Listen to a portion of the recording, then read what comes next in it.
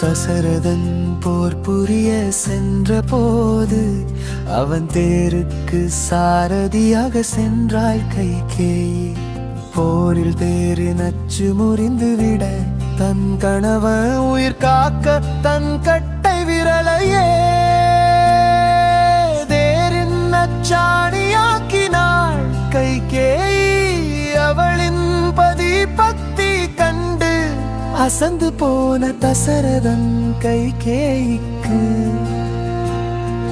கேட்ட வரம் எதுவாகினும் அளிப்பதாக வாக்கு கொடுத்தான். அந்த வரத்தை நினைவூட்டி தசரதனிடம் வரம் கேட்டாள் கைகேயி.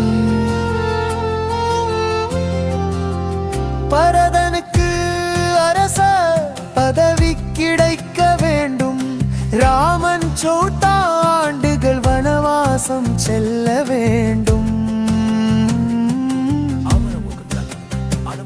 இந்த வரங்கள் காரணமாக தசரதன் மிகுந்த மன உளைச்சலுக்கும்